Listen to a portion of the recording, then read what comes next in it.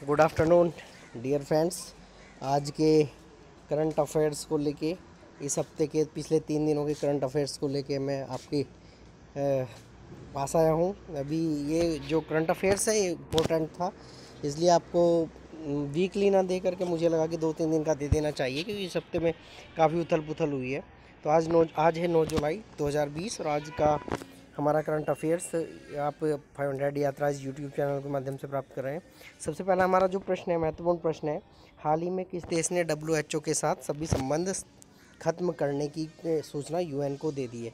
देखो, WHO का मतलब होता है विश्व स्वास्थ्य संगठन, और विश्व स्वास्थ्य संगठन के साथ अमेरिका ने सभी संबंध जो है वो ख़त्म करने की जो सूचना है वो WHO को दे दी है और UN को दे दी है। UN की आधिकारिक संस्था है WHO, विश्व स्वास्थ्य संगठन।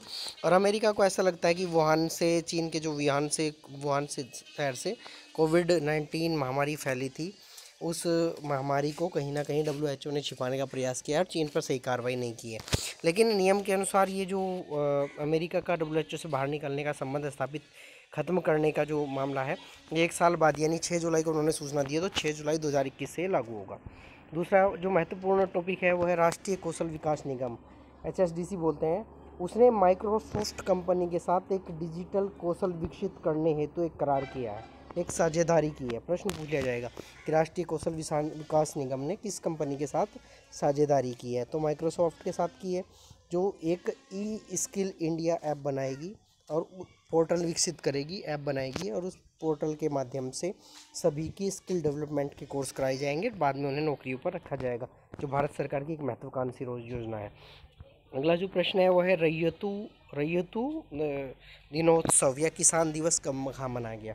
तो किसान उत्सव या रैयतु दिनोत्सव अभी आंध्र प्रदेश में मनाया गया है, और ऐसा पहला जो किसान उत्सव था वो 2019 में मनाया गया था। और आंध्र प्रदेश की जो राजधानी है वो अमरावती है, तो इसका ध्यान रखना है, क्योंकि हैदराबाद तेलंगाना की राजधानी हो गई है, तो इसकी आंध्र प्रदेश की राजधानी अब अमरावती है। हालांकि 10 साल तक रहेगी, लेकिन फिलहाल इसकी राजधानी अमरावती है। अगला प्रश्न है कि इंस्टाग्राम में सर्वाधिक कमाई करने वाले सेलिब्रिटी कौन है।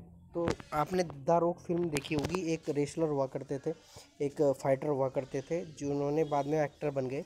तो उनके जो वो हैं कलाकार हैं, एक्टर हैं, और ड्वेन जॉनसन, वो इंस्टाग्राम पर सर्वाधिक कमाई करने वाले जो है सेलिब्रिटी बन गए हैं। अगला है, किस देश की ने एक्सपेक्ट लिखते हैं कोटा बिल पारित किया है। देखो, कुवैत में ने एक कोटा बिल पारित किया है, जिसमें लगभग जो कुवैत की जो कुल आबादी है 43 लाख है, और वहाँ पर लगभग 15 लाख भारतीय हैं। तो ऐसा उन्होंने बिल पार किया है कि एक 30% से ज़्यादा वहाँ विदेशी नहीं रह सकते।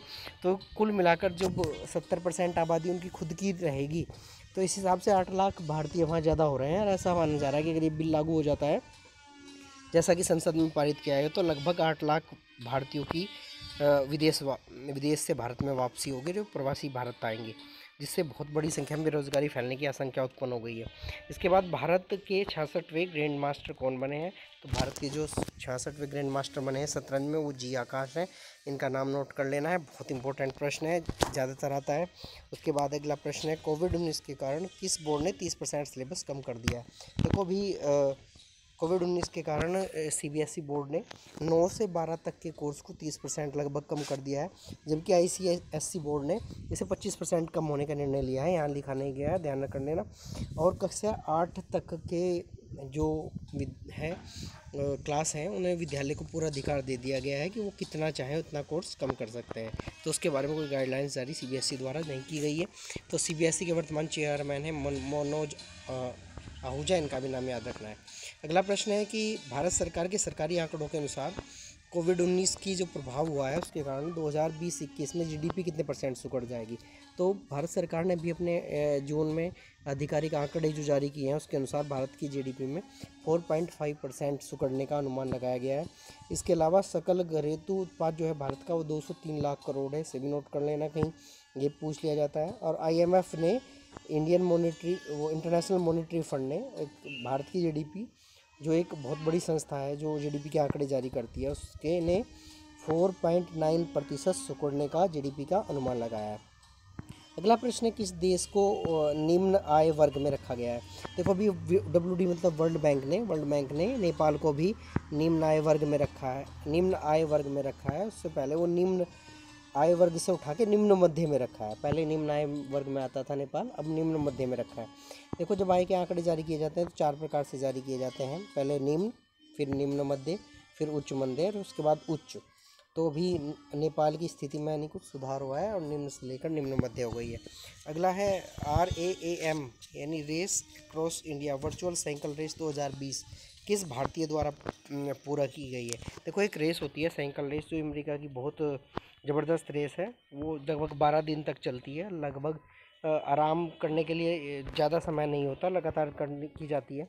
तो WSA में होती है अमेरिका में, और ऐसा करने वाले जिसने पूरा किया है वो है लेफ्टिनेंट कर्नल भरत पन्नू, और भरत पन्नू ने इसे पूरा करके 4th इंडियन बन गए हैं। बहुत इंपॉर्टेंट प्रश्न है, इसे भी नोट कर लेना। आज के लिए इतना ही। अगर आपने चैनल को सब्सक्राइब नहीं किया तो सब्सक्राइब करें और बेल आइकन दबाएं ताकि आने वाली वीडियो के नोटिफिकेशन आपको मिलते रहें। धन्यवाद।